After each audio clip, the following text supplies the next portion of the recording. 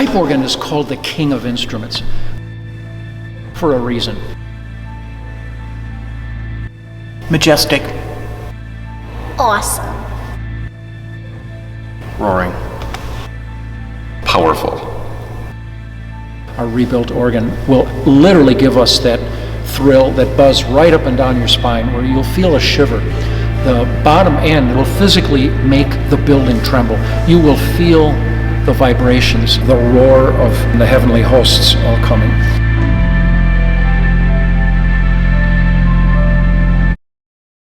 Thrilling. It will be a thrill to hear it.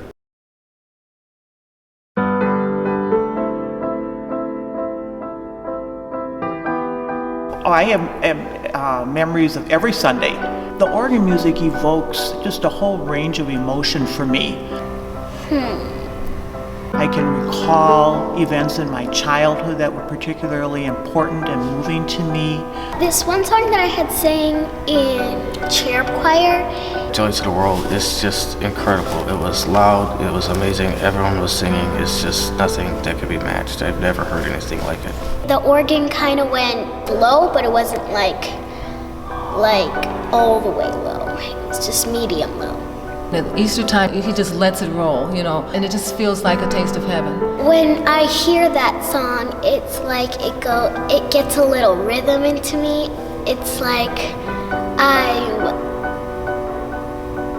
One of the first services that I attended here was Palm Sunday, and that's when the organ was full blast.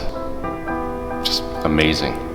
In a really good place that has lots of oomph into it.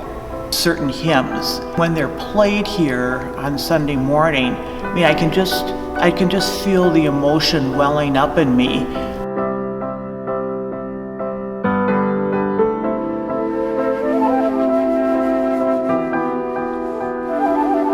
I think it's important to hold on to those things that are timeless, and that organ really has that timeless sound and has that tradition built into it.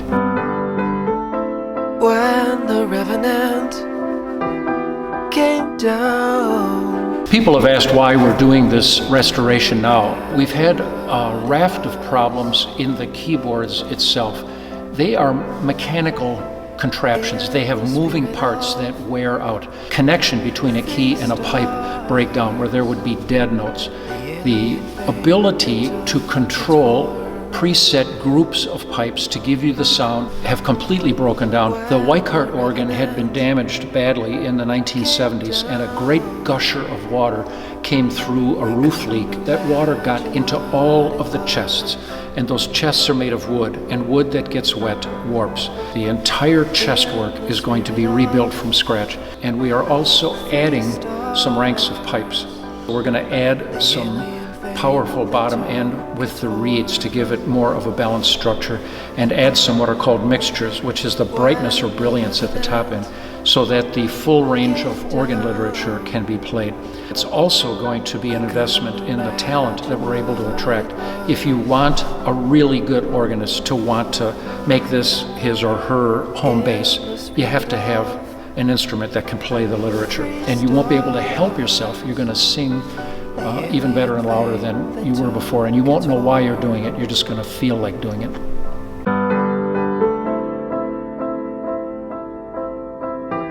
If the organ got rusty and old and we didn't fix it, then I wouldn't be able to have the same joy that I have when I sing with the organ. Like, it's like jazz music. It's like makes you want to dance, and it gets you in that good spirit.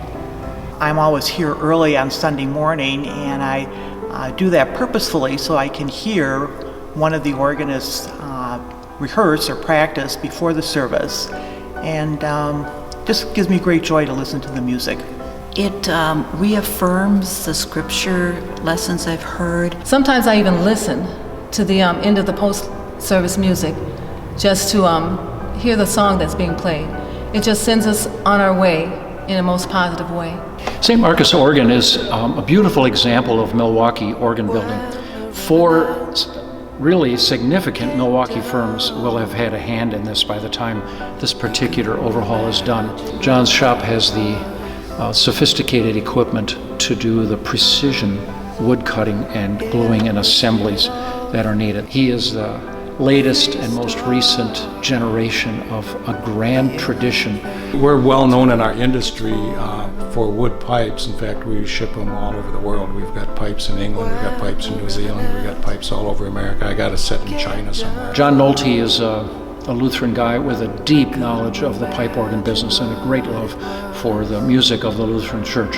And he is leading the work on the rebuild that is happening now. Lutherans use music to proclaim the same message that your pastor is preaching.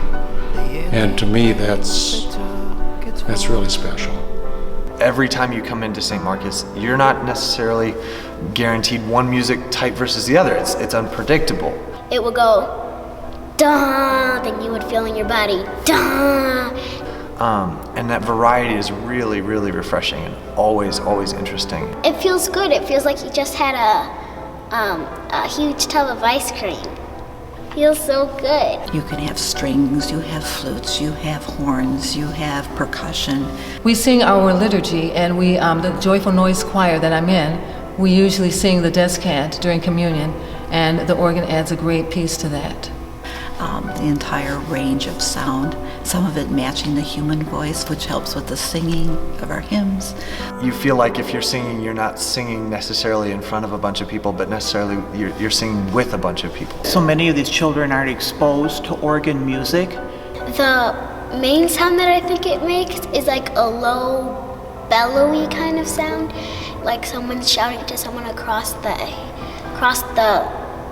Michigan Lake or something like that. I mean, who knows what they might go on to do as adolescents or young adults because they've heard organ music here. Started organ in 5th grade with Mr. Swartz.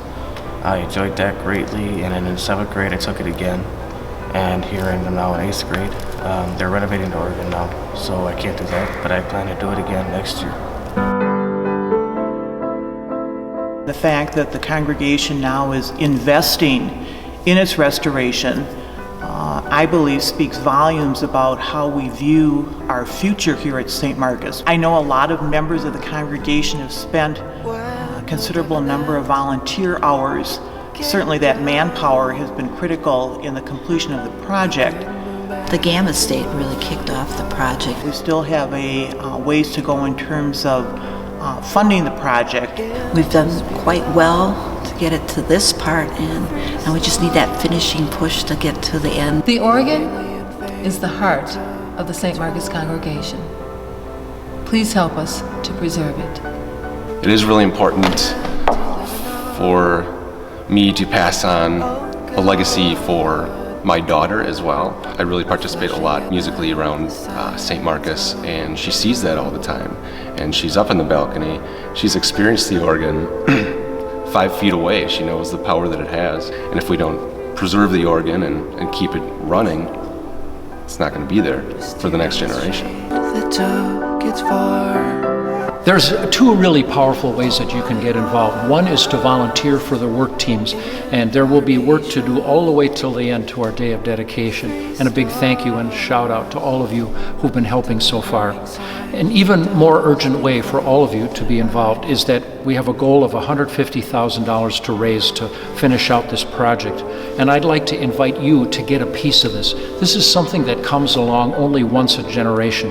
Once we do this, we're pretty much going to be done. This is your chance to get a piece of it and own a little bit of it for yourself. This is just a little bit of a way for you to say, I'm part of this, and that organ has a little piece of me in it too. Mm-hmm.